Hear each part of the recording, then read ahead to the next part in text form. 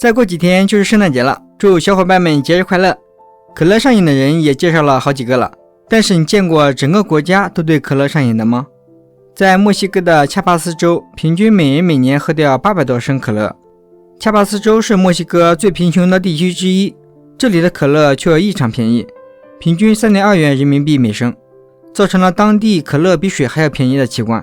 大量的含糖可乐摄入也导致了当地很多人都患有糖尿病。小镇居民佩德罗是专门在葬礼上演奏的音乐家，这天他又接到一个葬礼演奏的任务，逝者是位40多岁的男子，因为感染新冠死亡。他也长期患有糖尿病，糖尿病可能是间接导致他死亡的诱因。看着汹涌而泣悲痛欲绝的家属，佩德罗心中说不出的悲凉，因为他也长期喝可乐。佩德罗患有糖尿病12年了。眼前这个面容憔悴、呼吸困难的男人叫罗伯特，是一位重糖尿病患者。来到医院后，医生为了测了血糖，高达惊人的273，高出正常指标的10倍。这个精神恍惚、面容憔悴的女人可能不久就要被截肢了。她的双腿失去了知觉，皮肤也开始溃烂发炎。检测后，她的血糖竟然高达336。这样的糖尿病患者在恰巴斯州比比皆是，走在大街上随处可见喝可乐的人，也有母亲将可乐喂给年幼的孩子。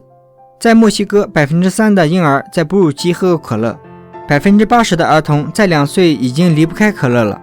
可见可乐已然渗入每个人心中，当地随处可见的巨型可乐广告，更有甚者把可乐当成供奉神明的贡品。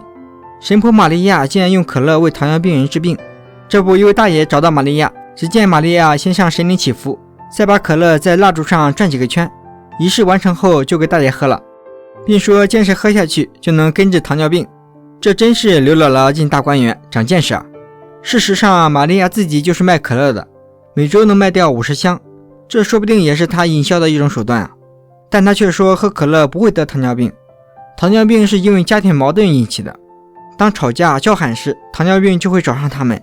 在墨西哥，谁是可乐经销商，谁就有话语权，还真是端别人碗，扶别人管啊。尽管可口可乐在当地也推出了无糖可乐，但更多的人还是选择含糖可乐。那么为什么恰巴斯州的居民那么喜欢喝可乐呢？原来30年前，可口可乐公司看中恰巴斯州廉价的劳动力，就与当地政府签订合约，兴建可乐工厂，可以免费提取当地超过113万公升的水。当地又因为气候干燥，水资源原本就匮乏，这下更加没有干净卫生的水资源了。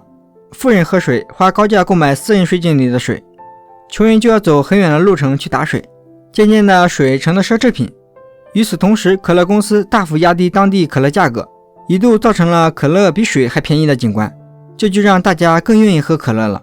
从外表看，大家喝的是更高端的饮料，但他们也没有任何的选择，因为除了可乐之外，他们也喝不起纯净水，这是一个现实的悲哀。可乐上瘾且水资源的严重缺乏，尽管知道喝可乐容易患上糖尿病，也对此无力回天啊。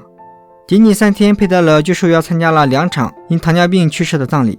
葬礼结束后，亲属拿出碳酸饮料来招待来宾，这一切显得是那么的讽刺，真的是细思极恐啊。我们周围很多人都有上瘾症，资本操作，恶魔之水，现实远比你想象的更加恐怖。好，今天的视频就到这里了，关注白日有梦，我是小白，咱们下期见。